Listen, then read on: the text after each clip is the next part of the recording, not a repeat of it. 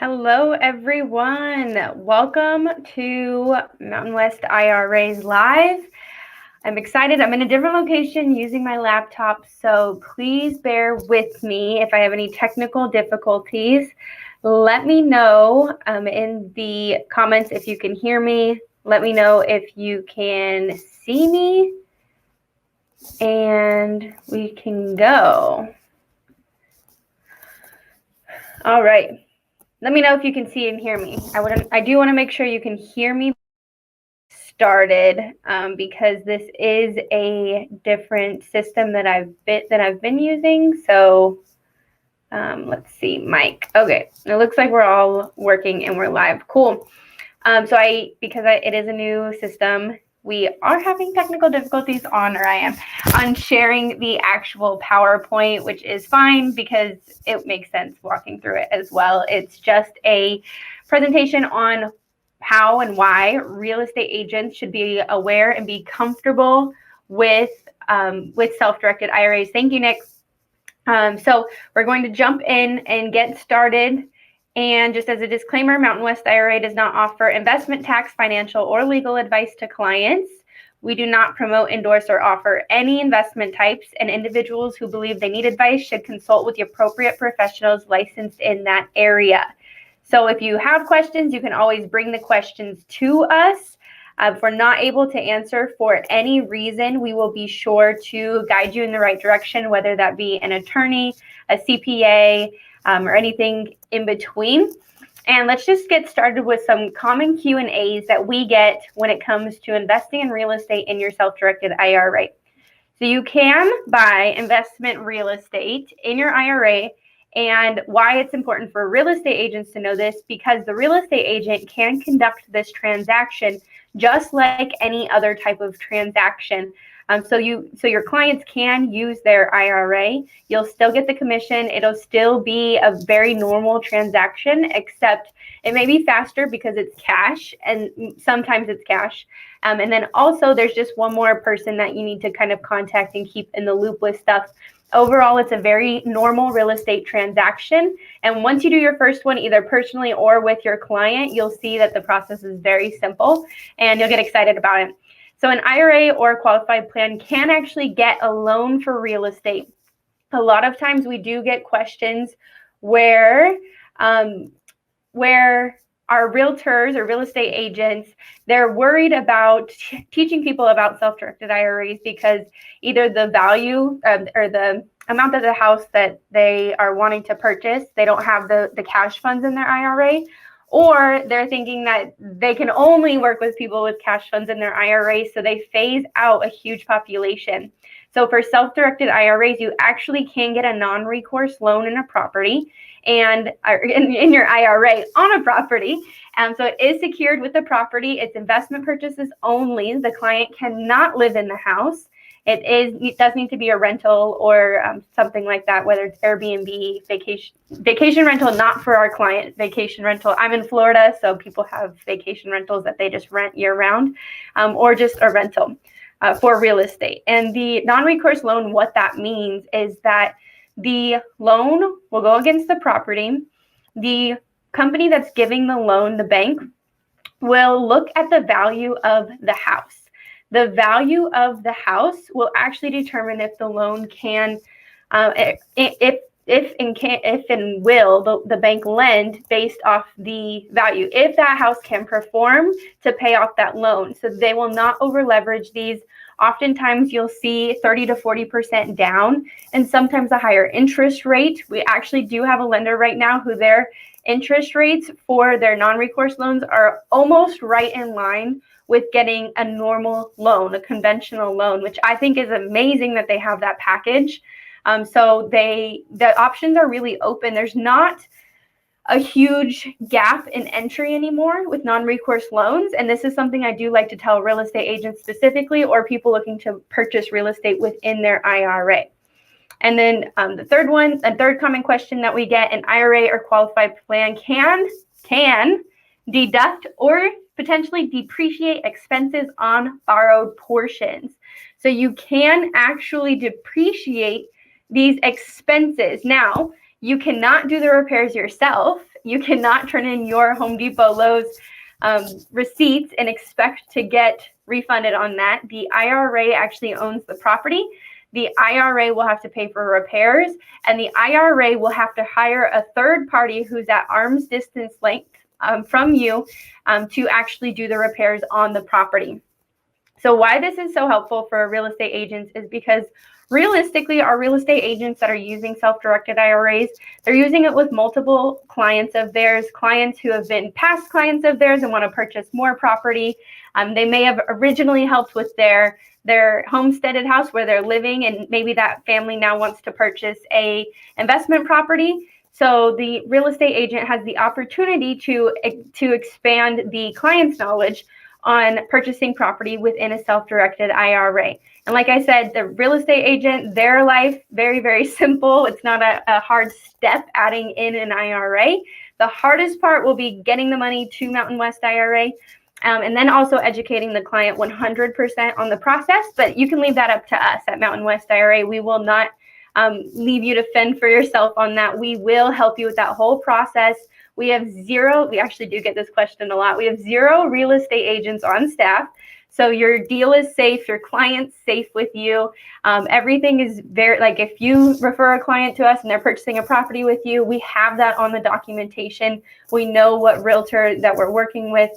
We make it a very, very personalized process when it comes to actually purchasing that property. And that is a common worry that we get with some real estate agents. So I do want to let you know that your deal is safe. We're not going to refer any other realtors or anything like that. You can also help your clients grow a portfolio of rental properties within their IRA, within their retirement account, and you can be their go-to when they're ready to purchase more investment properties. So the benefits of investing in a self-directed IRA, especially when working with a real estate agent, is that you'll still, as the real estate agent, you'll still receive normal commissions that you guys agreed upon in the contract. So this is up to you, your buyer, and the seller, what's going on in the contract. Nothing changes when it comes to the real estate agent commissions, except for the only thing that changes is for my real estate agents that are actually purchasing property yourself. So you are purchasing it for your own rental property portfolio. You cannot pay yourself commission. That's the only change that comes within that within this process. But just keep in mind, you can just tell the sellers that, or the selling agent, that you are not getting a commission, and to remove that from the purchase price. So there is a way kind of around that. You get it a little bit less expensive. The real estate plan can get that non-recourse loan for real estate, so your clients do have more funds to purchase more rental properties with. The client does not get taxed on the rental income because it's in a tax-sheltered account. Oftentimes we hear about people that are going into real estate or wanting to get a rental because of the potential write-offs, and they get worried about the taxes. So just remind your clients that this isn't a tax-sheltered account. You don't have to go into detail about which type of account, whether it be traditional, Roth, SEP, simple, individual K-plan, or even an HSA, which is a health savings account. Don't go into detail about it. Let us handle that. Just say that it is in a tax-sheltered account, so you don't have to worry about getting taxed on the rental income. Now, that also means on the flip side that you're not able to actually use that money in your day-to-day. So that's not going to add in their pocket net value. It's going to add into their retirement net value, net worth for their retirement account. So do keep that in mind, but just you don't have to get taxed on it. So it's pretty awesome. And then if you do use a non-recourse loan, you do have the potential for a write-off because of the non-recourse loan. It's on funds that are not actually in the IRA. If they purchase it in cash, then they do not have the option for write-off because the IRA owns the asset outright. But either way, that money is coming into a tax-sheltered account, so you don't have to worry about taxes anyways, and it just kind of makes it more beneficial for the IRA owner. I'm going to jump in these questions. Wish I knew how to make that video pop up on my Facebook page. I'll look into that, Kenny. Okay, how to buy a single family rental property. First off, establish a self-directed IRA. We are here to answer any of the questions, help you and or your clients get set up when it comes to a self-directed IRA. We do not expect you to be an expert on this. Like I said, we will help you close this sale by teaching about self-directed IRAs. We do not charge to just get on the phone and answer questions. We don't charge for you or your clients to see if a rental deal, if they have the opportunity to put a rental deal within their IRA. I mean, we can all the way go all the way. And if you have a property that is currently under contract, we oftentimes get people that learn about self-directed IRAs that want to change the purchaser on the contract to their self-directed IRA. So this, I mean, once it closes, we're not able to fix it, but we can go all the way until it closes. So keep that in mind when it comes to self-directed IRA and teaching your clients about self-directed IRAs. And then we can go from there when it comes to establishing a self-directed IRA. So at the same time as the establishment process is going on, you, with your client as the real estate agent, you are going to be locating the investment property. Maybe your client already has one in mind. They may even have it under contract. Like I said, they can have it under contract. As long as they do not close, we can still put it in a self-directed IRA. So just keep that in mind. And then if you don't have it under contract yet, and then you as the real estate agent and your client will place an offer on the property in the name of the IRA. So it would read Mountain West IRA Inc. FBO, which stands for benefit of J. Jones's IRA. And then once the offer is accepted, the account holder, so the client, will then complete a real estate purchase kit for Mountain West IRA. This will just describe the real estate in detail, the property details. So it'll say the address, the parcel number, who the realtor is, who the title company is, if there's an attorney, all that information, which we would then receive as the extra set of hands in this deal. So at the same time, your account holder signs all the documents on the contract with the property as read and approved. And then the documents are sent to the title company, escrow agent. They'll send it to us. And because our client signed as read and approved, then we sign on behalf of the client's self-directed IRA. So Mountain West IRA will actually sign the contract after we receive a read and approved version from our client as the purchaser of the property. So then once this is all said and done, if it is a non-recourse loan, then your clients or the people purchasing the house will then work with a non-recourse lender, which we have a few that we can refer if you're interested in that. And then once they have the non-recourse lender situated, then they'll have documents to send. And then the non-recourse lender will also send documents to Mountain West IRA to sign. Now, the cash buyers, so my people that buy property with cash in their IRA, you will be closing on the property, doing the normal things, going through inspection, doing all the normal things, getting insurance, all that stuff, except the IRA is actually responsible for it, not you personally. Now, we've closed on the property, so now you will have a rental or lease agreement on the property. You have the option to let Mountain West hold that for you for safekeeping. If you're working with a property management company, we can connect with the property management company so we know who they are. They know where they're sending money. They know if they're sending invoices or if they're sending information on what they're spending money on. We do all the record keeping for your client's self-directed IRA. This was just a normal sale, except it's a self-directed IRA instead of somebody paying outright from their pocket. It's in a retirement account. The funds are in escrow, it go to the title company, and the transaction closes, and it's payday for our real estate friends. So if you're a real estate agent, like I said, we really are just an extra set of hands in this real estate process and the buying process, where your client can earn tax sheltered money within their retirement account.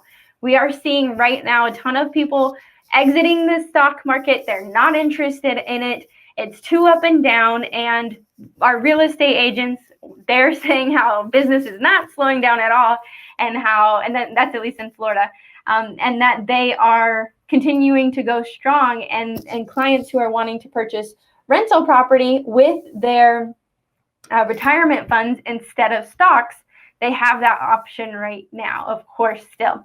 So the deed is then recorded in the name of the IRA. So it would read Mountain West IRA Inc., FBO, J. Jones's IRA.